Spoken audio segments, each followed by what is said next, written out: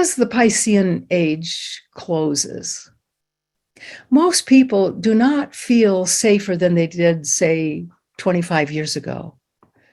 In fact, they will likely report they feel less safe, even with all the modern feats and wonders of advanced technology that is today available. This is indeed a sobering thought. Yet, we must note that the events playing out in the shared or conventional reality are often reflected, to a greater or lesser degree, within the minds of those who make up the conventional reality. Yet, because the shared phenomenal reality is composed of nearly 8 billion people, it is infinitely more complex and profoundly less predictable than any given individual's inner realm. What's more, it is certainly less available for any ordinary person to influence. Yet these two realities are continually exchanging information, whether at a conscious level or at a more hidden subconscious level. Indeed, we can see evidence of the existence of the madding crowd in both. Well, given the unprecedented levels of stress in the world today, it is completely understandable that individuals feel more stress in their personal lives. Of course, no single person controls what goes on in the world. Oh, yes, dictators arise from time to time who certainly want to rule the world. But like all other beings, they too are studies in transitoriness. Sooner or later, they fall, and the world finds a way to go on. While their footprints within the conventional reality can be unmistakably devastating, cruel, even horrifying, they too shall pass away and their thrones of power crumble, dust to dust, ashes to ashes. Now, the mind, which reflects the conventional reality, is a bit different. It, of course, is run by the desires and demands of the ego, and thus a person is able to influence it, whether or not she or he knows it. After all, some folks do generate personal realities that reflect a much vaster level of beingness than merely the stresses and distortions of the conventional reality. While these people may be completely aware of the conventional reality, they seem not to be affected by it all that much. They do, truly, march to the beat of a different, often calmer and saner, drummer. While we can surely acknowledge the powerful force of the ego in running the mind, we must also note that the ego often presents with many faces. Indeed, perhaps it is the source and sustenance of the madding crowd within. Now, most of the inner characters can be readily found in the shared outer reality they reflect. Now, most of you have surely discovered by now that trying to coerce the ego to forego its agenda is an exercise in futility. Indeed, those inner players just don't coerce very well. They want as much free will in the running of the mind as each of you wants in your life in the world.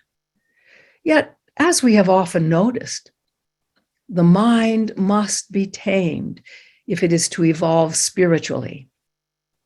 So you see, while no individual has the power to influence the likes of Vladimir Putin, influencing the mind is a different matter. One simply has to find an effective way of working with it. Now, for the sake of simplicity, the mind could be conceived somewhat like a monastery. However, in this particular monastery, the head abbot is on a 3-year meditation retreat. And in his absence, the monks take turn running the organization, carrying out its business, providing its services, and continuing ongoing classes and retreats. Yet, because these monks all have different personalities and therefore different agendas, monastic life changes from day to day depending on who is in charge. Now, both psychological and spiritual aspirants can become very serious when it comes to working with the mind. Often a fair amount of resistance shows up, or perhaps feelings of frustration, overwhelm, impatience, etc. Well, in these situations, I find that sometimes a little humor can reduce some of the inner friction. And thus, I thought today we might look at a very simple yet quite effective way to gain greater awareness of what the mind is doing in any given moment and how its movements affect both one's physical body and his or her emotions. In fact, the reason spiritual aspirants are instructed to observe the mind at all times is really to see how its emanations affect every other part of oneself. Well, the first step is to identify the cast of characters that make up the inner madding crowd, this time of monks, as well as the manners in which they make their presence known. Now, often, the entire cast of characters in the inner monastery can be shrouded by the karmic imprints and proclivities various monks carry.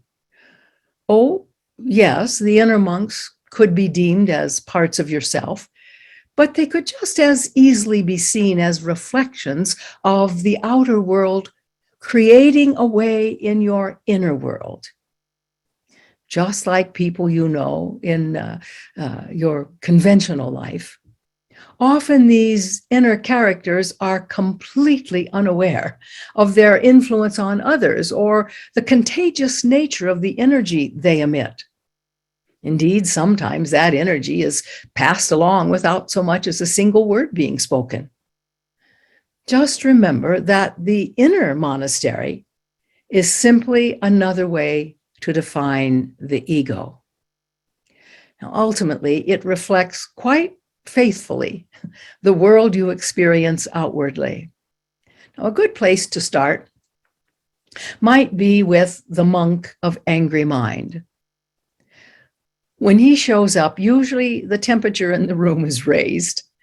Yet, excuse me, it turns out that there is not simply one single monk of angry mind. There is an entire cadre of them. There is, for example, the monk of irritated mind. Now, this monk can be chronically cranky. When he shows up, everyone else in the room senses his anger, whether or not he is in touch with it. In his presence, the other monks may feel tension building in their bodies, or sense they are about to be blamed for some infraction they may have unwittingly committed. They may feel as if they need to be very careful of their own words, since they are pretty sure he is always keeping score of their shortcomings. In truth, he would remain the monk of irritated mind, whether or not anyone else is in the room. While his ongoing level of irritation often feels quite personal to others, often he is irritated at something within himself. For him, all relationships feel somewhat like sandpaper on the skin, and his emotions could often be described as inflamed. If he is sufficiently irritated, others around him may also become irritated, which can ultimately lead to a whole lot of emotional agitation or moodiness. When he runs the monastery, Everyone feels on edge, and their relative levels of ease and well-being seem to evaporate. Then there is the monk of critical mind. Around him, others often feel they have made some mistake or have in some way missed the mark of his expectations. Without speaking so much as a single word, he can quite clearly communicate his displeasure with the other monks, or, well, perhaps even with himself. Yet, since the other monks may not know his irritation is actually self-directed, they may pick up on the energy he throws off and either react against it or simply imitate his emotional patterns. Like the monk of irritated mind, he feels sharp in both his assessments and in his communications. When he is running the monastery, other community members may feel on edge, often as if they are suppressing some inner urge, although they may not be able to name or describe it. Perhaps they even notice that they often hold their breath around him. When preoccupied or perhaps checked out, he can be demeaning of others without even recognizing it. And the bottom line is that neither he nor any of the rest of the monks can do much right. Well, the monk of grumpy mind is sometimes confused with the monk of critical mind, yet there is one noticeable difference. The monk of critical mind sees the community, indeed the entire world for that matter, from self-reference or a strikingly personal perspective. He is acutely aware of the flaws of others, whereas the monk of grumpy mind is just grumpy about everything. Nothing sits well or comfortable with him. And although he may not be particularly blaming, he does have significant difficulty in looking on the bright side. When he is in charge of the monastery, even the air seems to carry the energy of depression and gloom. What's more, he's not likely to let anyone talk him out of his grumpiness. For him, it may be a mark of distinction, although others certainly do not share this appraisal. Well, another of the anger group is the monk of impatient mind. Oh, he always seems to be on the verge of needing to gasp for breath, and he seems to have difficulty in waiting for others to finish their sentences. Often, he reaches a conclusion as to what the other person means before the person finishes speaking. Of course, sometimes he only hears how he finishes the sentences rather than the person speaking. He does not like to repeat anything and can move quite quickly from impatience into irritation. When he is in charge of the internal monastery, no one gets the benefit of the doubt, no one moves quickly or deftly enough, and no one accomplishes their tasks and responsibilities in the manner they should. While he may indeed be aware of his anger, it is always justified, and it is never to be questioned. Then there is the monk of resentful mind. His anger, often having a seething quality, is quite palpable to others, just not to himself. Now, he is a perpetual scorekeeper, always aware of who has or seems to know more than he. In his mind, he rehearses their downfall and covets whatever he perceives they have that he does not. Thus, this monk sometimes shows up with a bit of a smirk on his face, although he will challenge anyone who notices or questions his look. He is very sensitive to any perceived slight, and he may project all manner of negative intentions on anyone he thinks has slighted him. When left in charge of the monastery, he often emits the energy of bitterness, although he can also project a long-suffering nature. For him, none of the other monks ever seem to live up to their potential, and he has a habit of carrying grudges. Of course, others are rarely comfortable in his presence, and he may interpret their uneasiness as a personal slight to him. Well, everyone recognizes the monk of vengeful mind as being angry. He, on the other hand, sees himself as only trying to mete out justice, never mind that his sense of justice may be utterly self-serving.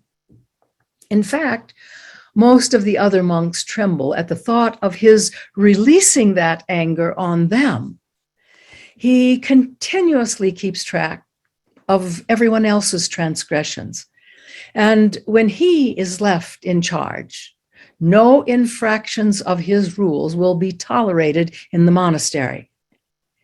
His personal energy is quite large, some might say overwhelming, and it is utterly palpable to others.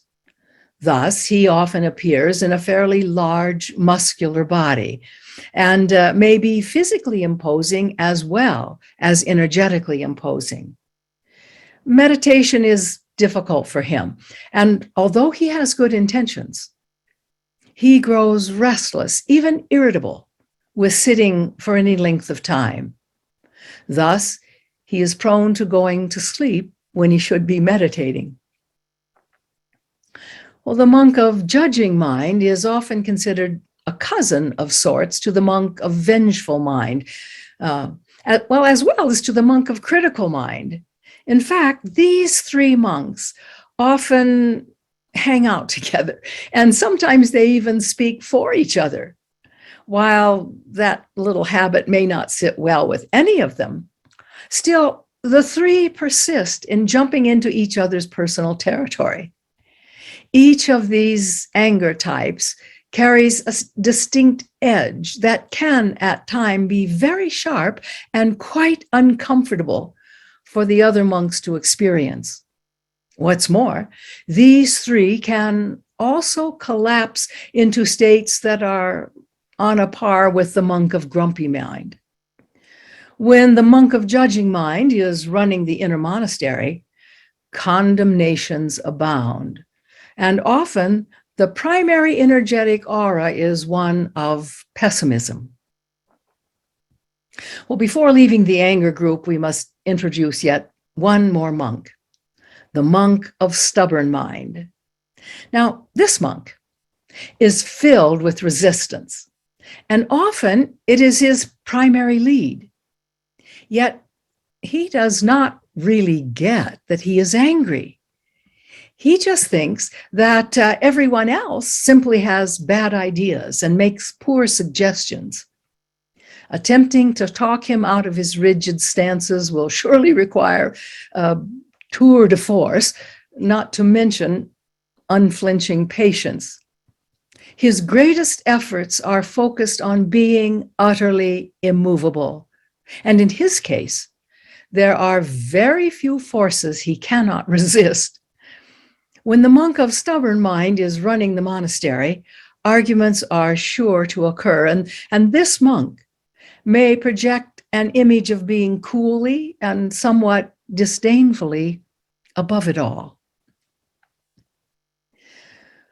Well, sometimes accompanying the monk of stubborn mind is his sidekick, the monk of lazy mind. Now, this monk is always looking for shortcuts, or worse, ways to avoid doing his fair share of the work. Often he finds some unsuspecting younger monk to cover for him, or perhaps simply take over his duties, which generally do not seem all that important to him anyway. He goes to sleep easily, both spiritually and in his relationships and general responsibilities. He can be quite unaware of the feelings of others, although he tends to think of himself as being a very caring person. In general, he does only so much as may be needed to get by, and will make endless excuses for his chronic patterns of procrastination. He tends to set low standards for himself, although he can be amazingly exacting when it comes to someone else's work. Since his energy is quite contagious, when the monk of lazy mind is in charge of the monastery, the other monks tend to take on his sleepiness, his lack of tidiness, and may even adopt his pattern of excuse making. Well, of a similar ilk is the monk of forgetful mind. Now, just as his name suggests, he seems to always forget the most salient point of a teaching, or perhaps the crucial focus in a mind-expanding meditation, while he likely also forgets other things, say appointments, promises, or even critical deadlines. His main mental obstruction is spiritual forgetting. He forgets to watch the activity of his mind, and thus he believes whatever thoughts he projects is true. He also forgets to pay attention to the ego, and thus he readily falls prey to its many trances. His inner world is fraught with distractions and diversions, and thus he forgets to stay in the present moment, and often forgets when it is time to do his spiritual practice. Clearly, he is not the best candidate for taking over the abbot's responsibilities, even though he abides in, complete denial of his limitations. Well, next is the monk of prideful mind. Now, he is generally quite pleased with his many accomplishments, particularly those of a more worldly nature. He loves to bask in the glow of others' adoration, and generally believes every flattering remark he receives. He often thinks the rules are for everyone else, since surely he should not be held to the same standards as are others. He is generally fun, lighthearted, and loves to be in the limelight. While humility may not be one of his greater strengths, he generally enjoys others, and when he is in charge of the monastery, his pride will generally see the job is done well. While he can skillfully lead by example, he may need approval and praise to keep up the good work. However, when greeted with resistance, he may become a bit manipulative. In these situations, he may try to accomplish his goals through the use of flattery and offering approval that may not be all that genuine. The monk of envying mind is confronted at every step by the monk of prideful mind. Now, even though such is not intentional on the part of either party, these two monks just see the monastery, as well as their place within it, so differently that the view of either can be uncomfortable for the other. For one thing, the monk of prideful mind is usually cheerful, since he enjoys his relationships and he savors his moments of satisfaction. The monk of envying mind, however, tends to be somewhat wedded to the difficulties of life. And this often leaves him with a gloomy aura and emitting a rather intense energy. Now, envy, like all other afflictive emotions, exists along a spectrum. Now, even though it is still envy, there are different versions of it. When this monk sinks into its lower frequency end, envy feels very personal and even quite isolating. What's more, when projected by the mind, it is often shot forth in a highly personal manner. For example, the sunny disposition of the prideful monk might draw considerable positive attention from a teacher or perhaps the abbot. In this case, the monk of envying mind will surely feel envious of the other monk. He likely feels he is just as worthy of the teacher's glowing attention, and yet he does not receive it. With a little growth, however, this monk will at some point move to the higher frequency end of the spectrum. When he does, he loses the personal quality from his projections. Thus, he no longer envies the other monk who has the teacher's approval. He is instead envious that he or anyone has the approval. Oh, I can see that. That's, for some of you, that might have been too fine of a hair to split. Just do with the example what you can. Anyway, when the monk of envying mind runs the monastery, it tends to be a fairly depressed work to do one's, or place to do one's spiritual work, or to share in community. It can even feel as if everyone is simply going through the motions of life, but nursing wounds that were incurred a long time ago. Well, somewhat related could be the monk of vain mind, who is readily manipulated by flattery. Now, this monk is very image conscious, and he generally thinks of himself as a rather complex and complicated person, while smiling calmly outwardly. Inwardly, he is driven by competition, and he wants to be seen as somehow better than the other monks. Indeed, he projects an image of himself wearing a beautiful, shiny gold halo. While in the monastery, he will likely appear very spiritual, at least whenever he deems such image to be useful. He is charming, even in situations where he basically mistrusts the person to whom he speaks. He can seem very sympathetic to someone in pain, even though by the following day, he scarcely remembers the details of the situation. Often, his apparent smoothness is a facade for his driving competitive streak. Indeed, he wants to be seen as the most insightful student, or perhaps the most pious monk. While he may be effusive in his remarks or ingratiating in demeanor, his inner motivation is often less than genuine. Yet, when he is in charge of the monastery, the floors will be spotless, the tables set impeccably, and, his own private cell, however, may be in need of some serious cleaning and organization. It is almost as if there are two of him, and he spends considerable effort trying to hide this reality, graced perhaps with an irresistible smile. Other monks are usually drawn to him, mistaking his facade for his true nature.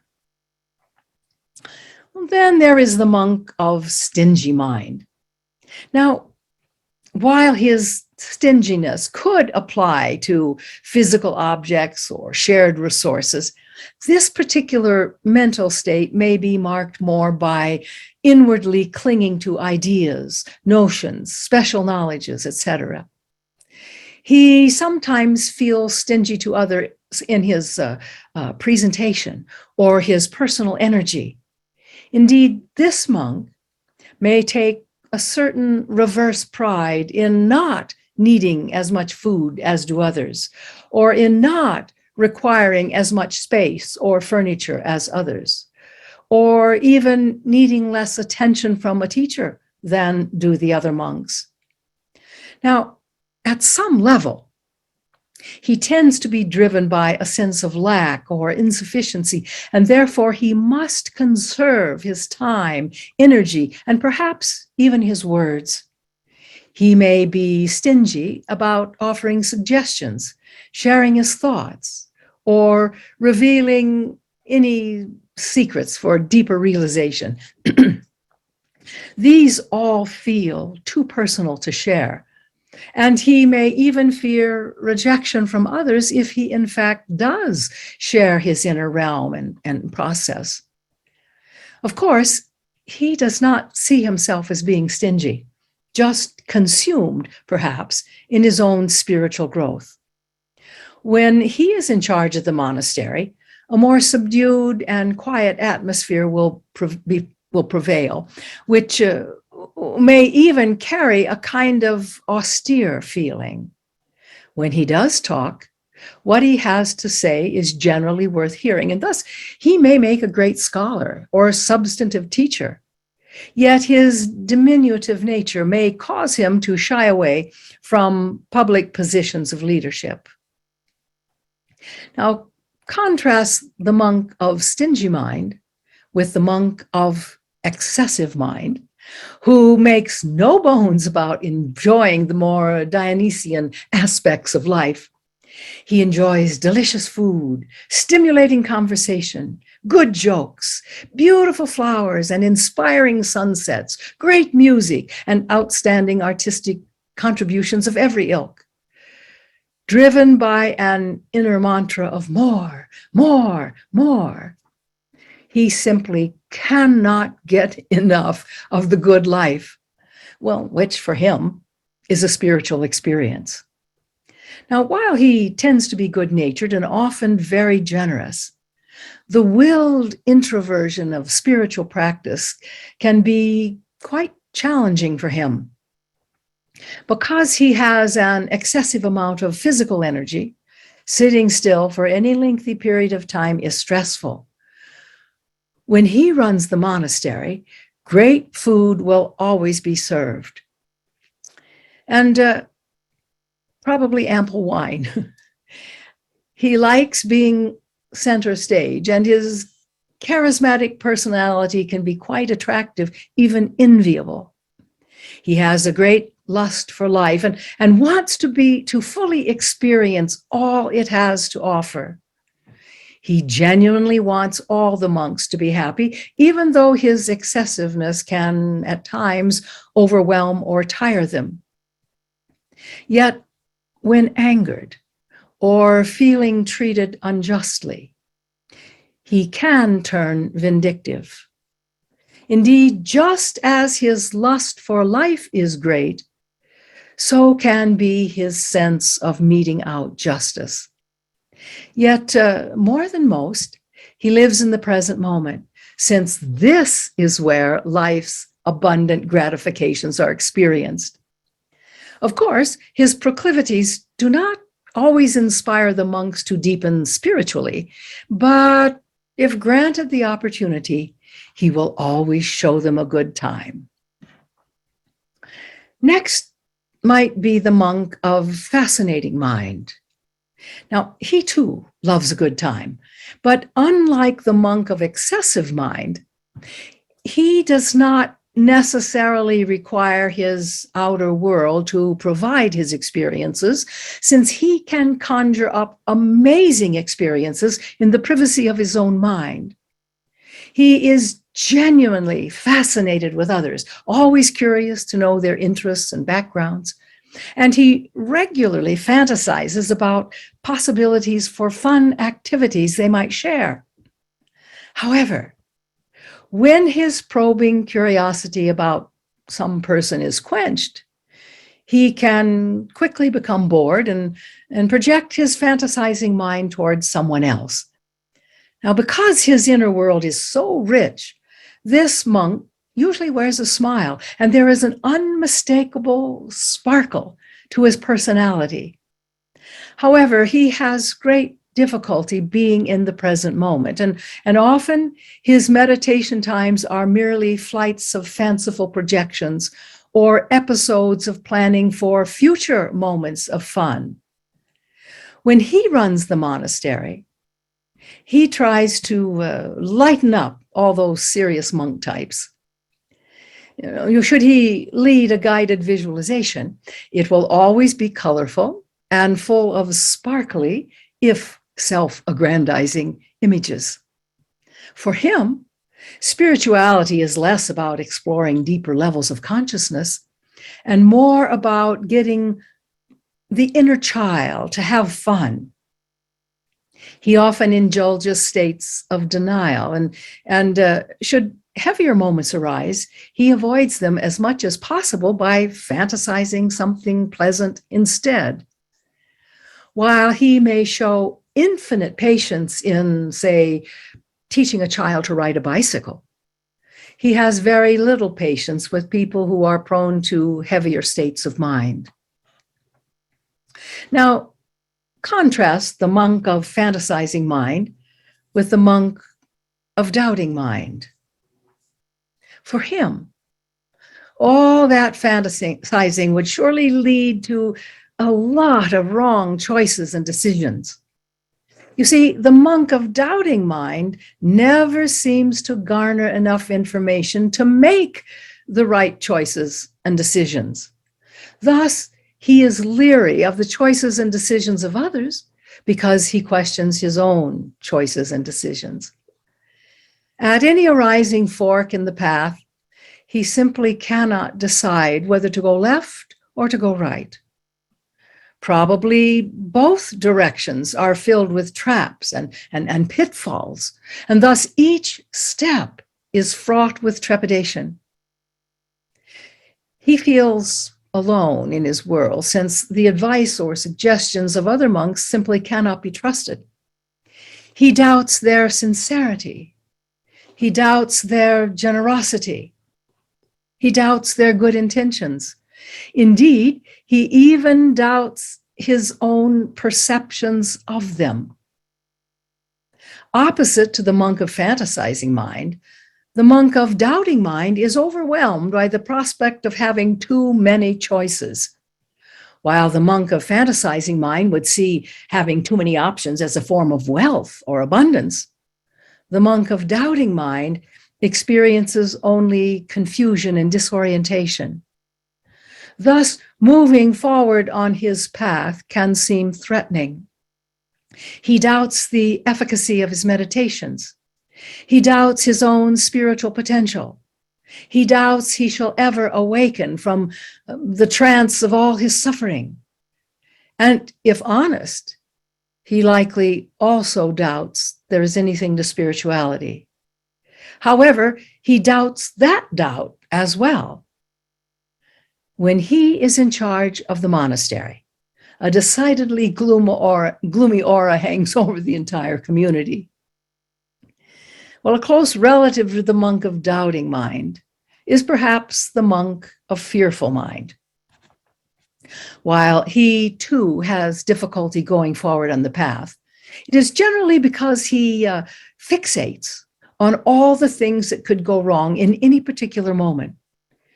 It is not actually that they might go wrong. It is that they surely will go wrong unless their playings out are interrupted by some intercession of divine grace or perhaps magic. While the monk of fearful mind may, in fact, doubt himself, rather than doubting his own sincerity or beliefs, he doubts more his capacity to weather the storm of everything that is sure to go wrong. He trembles at the untoward forces out there that could coalesce to obliterate his prior accomplishments and, foil his spiritual progress. Thus, he projects all his perceived prior failures to be lurking in the dark forest through which his path winds. When the monk of fearful mind runs the monastery, something suspicious is lurking in every corner, and projections of a negatively fated future loom large and are palpable. Sensing his fears, the other monks may simply withdraw into their little cells, worry, and perhaps only come out when their hunger or some other physical urge demands attention. Now, I've overstated this mental state a bit, but some of you know this monk well. We could go on, of course, naming the monk of blaming mind, who believes he is never responsible for any of the mistakes that appear on his watch. This is one monk you should all be familiar with, since he is running the inner monasteries of many people today. Indeed, he only makes mistakes because someone else set him up to fail, or stacked the deck against him, or out and out lied about him. The problem with his tactic is that blaming never solved a problem. In effect, this only changes the subject. It does nothing constructive to address the problem. This monk is a slippery fellow, since, he can always find a way to wiggle out of his responsibilities. Now, of course, he only fools himself, and I can guarantee that none of you want him running the monastery. The monk of obsessive mind cannot turn loose of anything, since his mind works as if it is a loop of repeating information. The main problem is that it is incapable of receiving new information. Now, he is also a blamer, although blame is not his primary motivation. The nature of his mind's fixation could be compared to, say, a mouth that chews and chews and chews, but never spits out or swallows. The monk of obsessive mind is often accompanied by either the monk of fearful mind or the monk of vengeful mind, and sometimes both. We might also touch upon the monks of unworthy mind, correcting mind, plotting mind, complaining mind, deceitful mind, or arrogant mind, etc. Now, whether you have or have not picked up the method in this little exposition of madness, here it is. Probably all of you understand that attaining your potential self requires you to subdue and hopefully transcend the lower aspects of the ego. Yet, often people relate to the ego as if it is simply some mysterious inner entity that pops up now and then to embarrass them or cause them some form of consternation or perhaps emotional pain. While I guess we could make that case, it still leaves the victim to the ego, doesn't it? Clearly, this is counterproductive if one's goal is to transcend the ego. And I think many folks simply assume that once the ego has had its moment of power or perhaps glory, it simply draws back into its inner dungeon, and that's the end of the matter. Afterwards, they may promptly forget all about the episode. While it may be easier to go into a state of denial than to actually face the carnage of a plundering ego, this option is clearly not furthering the goal. While the denial may provide some momentary comfort, or at least a sense of being off the hot seat, it should in no way be confused for transcending anything. Indeed, transcending the ego, or cutting through the tangles and knots in its illusory veils, is going to require some dedicated effort. When most folks think of subduing the ego, they tend to think in terms of using great feats of willpower to either suppress or repress the ego. Of course, that has never worked, nor should one be duped into thinking it ever will work. I think a much more practical approach is to reconfigure one's notions about the ego, or perhaps how it derives its power.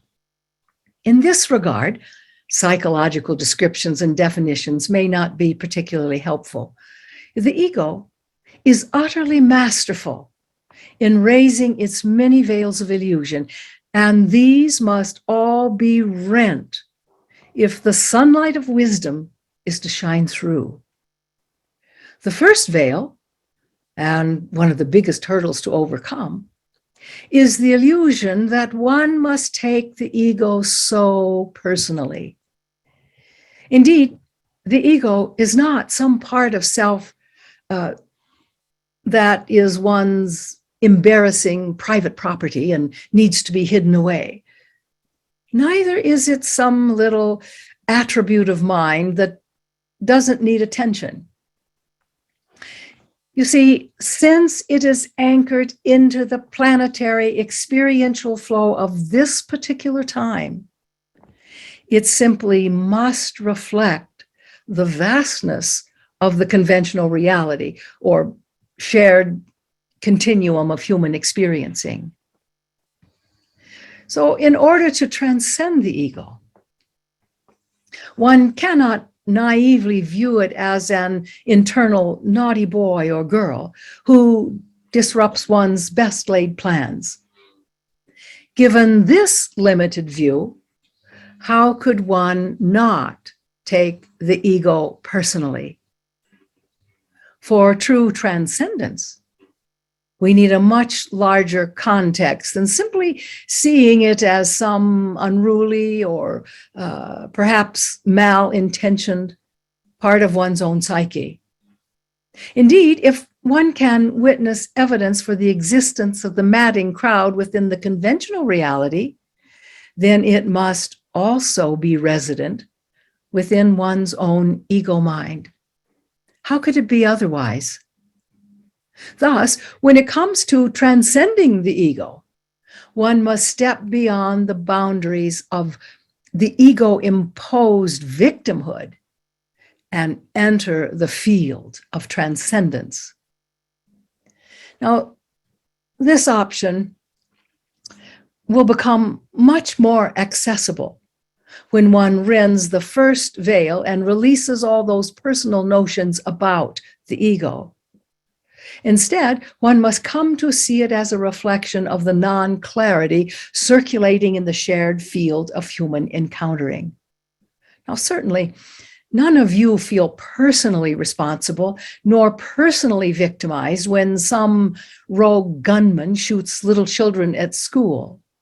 Devastated, yes, perhaps even frightened, but not victimized or personally responsible. Yet when the rogue gunman within starts firing bullets of anger and fear, you may feel both victimized by its out-of-control nature and responsible that it happened in the first place.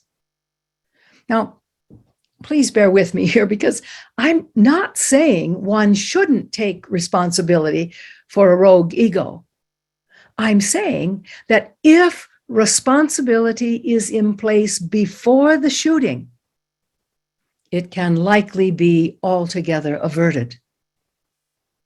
Of course, if one carelessly allows the monk of vengeful mind to run the inner monastery, rest assured, shots of anger and fear will be forthcoming, whether aimed inwardly or outwardly. Destruction will certainly ensue. Well, as you can surely see, each of the monks introduced today is but a reflection of some personality type that exists in the world at large. Indeed, you have likely met most of them, whether arising in yourself or in another person. So you see, rather than simply allowing the cast of characters in the inner monastery to take charge based on emotional reactions arising in a given moment, why not proactively select the monk or nun you choose for the leadership post? We have so far focused on the ones that are likely to disrupt the serene aura of the monastery. But there are certainly others one can consciously call forth. Instead of caving in to the power of arising unconscious patterns or feeling states, why not proactively choose the monk or nun of joyful mind to lead you through the day, or at least through a given set of circumstances? Or in tense moments, you might call upon the monk or nun of peaceful mind to serve as high witness and guide, or perhaps the monk or nun of grateful mind. Look, the point of all of this is really about bringing your attention to your mind and investigating how its movements and fixations affect you. When you catch grumpy feelings arising, to be able to simply say, oh, the monk of grumpy mind is rearing his head again. Well, this is pertinent because far too many of you, and far too often, allow grumpy mind to take over your internal sanctorum. You see, when you can catch a mental state in the moment of its arising and name it, you can immediately release it. Now, this, my friends, is how you liberate the mind from all its habituated suffering. Oh, yes, you will always find moments where you have to interact with someone whose actions are annoying or perhaps irritating, or a person whom you do not trust. But you do not need to remain in whatever mental state got triggered. And you can do this without moving into denial or taking up avoidance strategies. You see, neither of these can liberate the mind's suffering, let alone launch transcendence. What's more, this practice offers a way to bring a bit of humor into an area that is often fraught with frustration and a sense of failure. By allowing yourself to play a bit in your important work of re-educating the ego, you will be able to liberate the mind from its cyclic pattern of dancing between judgment and victimization. Also, I think you will be able to discern that while the ego may have many facets, ultimately, it is a personal reflection of the collective field of egos you experience in the world.